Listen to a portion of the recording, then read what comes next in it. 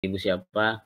Kalau saya nggak kuat napas, ya udah berarti diusahakan harus sesuai dengan Quran Kudus tersebut, ya kan. Kecuali kalau berhentinya bisa dipertanggungjawabkan, tapi kalau berhenti dipertanggungjawabkan itu kan harus ada tanggung jawabnya. Kalau nggak tahu gimana bisa mempertanggungjawabkan, maka berarti talaki di sini masalahnya ya. Harus ditalakikan gitu ngaji itu, seperti itu. Seperti itu Bu ya, tentang sedikit tentang wakaf. Oke. Ya Pak Ustadz, makasih penjelasannya. Iya. Selanjutnya Ibu, sama-sama.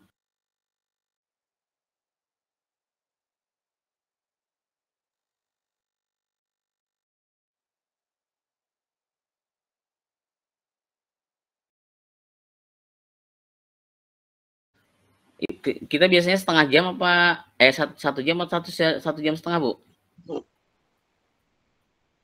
1 jam Pak Ustadz. 1 jam setengah Pak Ustadz. 1 jam setengah atau 1 jam? 1 jam setengah ya. Biasanya 1 jam setengah apa 1 jam biasanya? 1 jam ya? Oh 1 jam setengah, saya kurang tahu juga. 1 jam setengah Pak Ustadz. Oh biasanya 1 jam setengah ya, berarti ada 30 menit lagi dong. Baik, nah kita masuk dulu ke Sabil Sapi ya Bu. Dan yang tentang wakaf kita tinggalkan dulu karena kita nanti akan bahas juga. Kita akan masuk ke babul izhar wal idgham. Kita sudah kemarin huruf ra'iyah sudah ya. Yang huruf ra'iyah yang kemarin dapat la ta'manna itu saja ya. Tashil, jami wa arabi kan. Huruf apa tuh? Ini ada dari huruf far'iyah ya. Kita kemarin sudah selesai membahas tentang huruf far'iyah Bu ya. Huruf far'iyah itu seperti ya, kemarin itu yaitu tashil, ya musyamma, alif tafkhim, alif mufakhamah. Jadi kan shad musyamma, ziratal ladzi itu kan, kemudian ya musyamma wa qila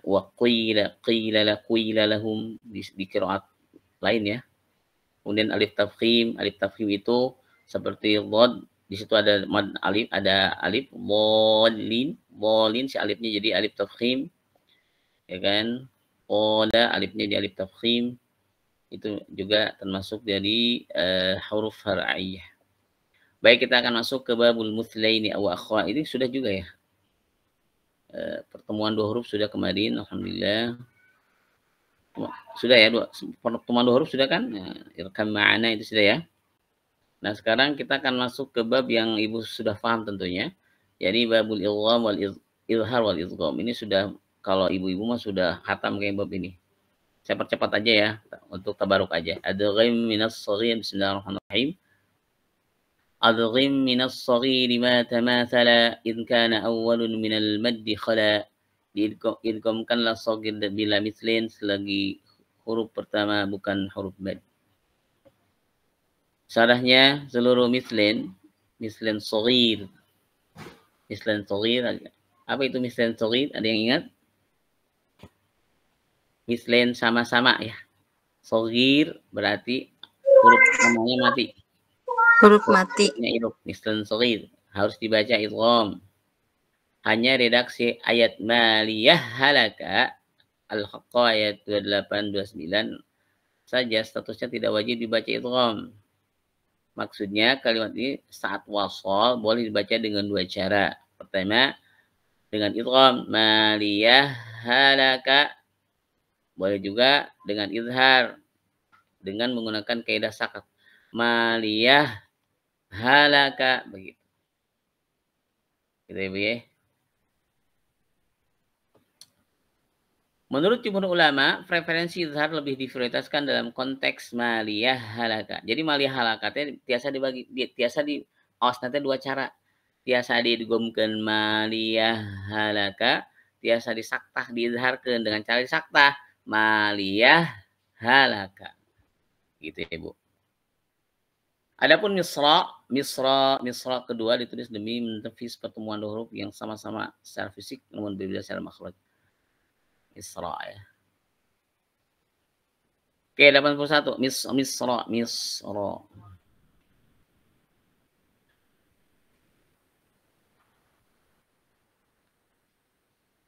Kemudian 81 sekarang.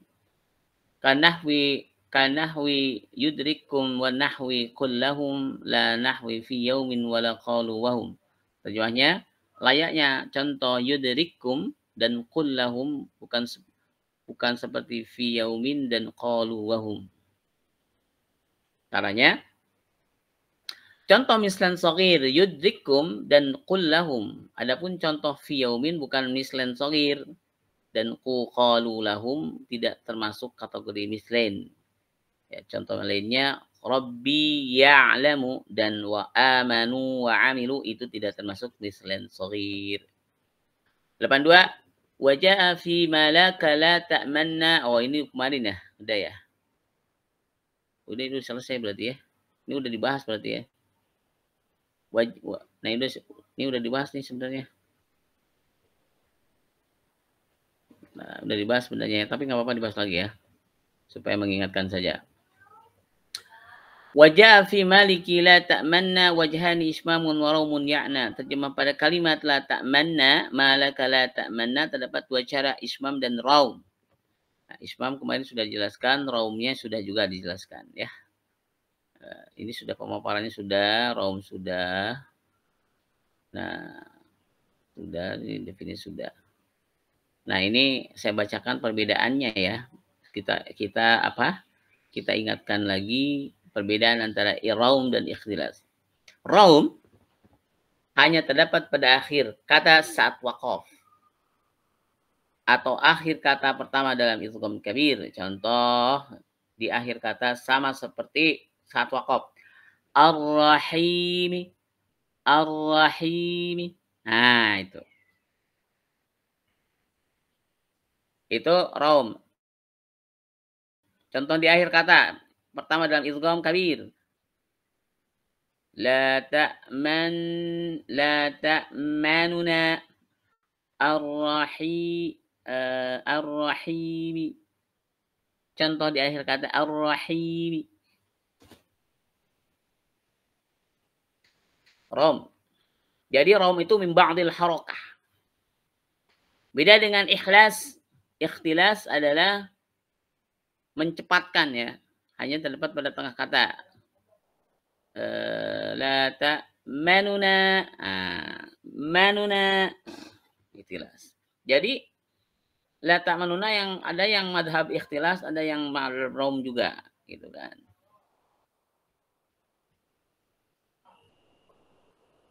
Nah, contoh di tengah kata saat waqaf. Contoh di tengah kata saat waqaf. Wa arina. Contoh di tengah kata saat wasol. Wa arina manasikana. Rohnya dibaca cepat. Yang kedua, raum nih. Hanya terdapat pada harokat dhammah dan rof. Dan ro. Apa nih? Serta kasrah dan jar.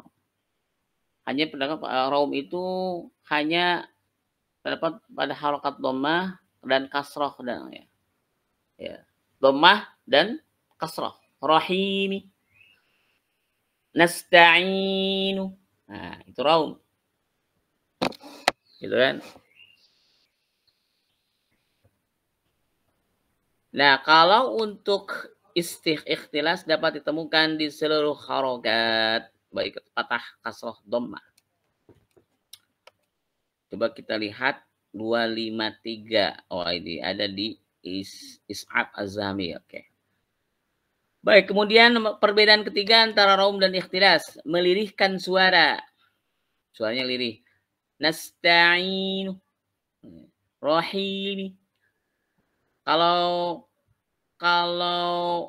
ikhtilas tidak melirihkan suara karena dia mah cepat doang. La ta'manuna. Tapi kalau raum setengah harokat. La nasta'inu. Kalau harakatnya lengkap. Lasta'inu. Nu. Nah, ini nasta'inu.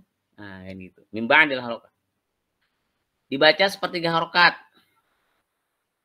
Ya. Ada yang bilang min ba'dil harokat, ada yang bilang 1/3 harokat. Kalau ikhtilas 2/3 harokat. Begitu.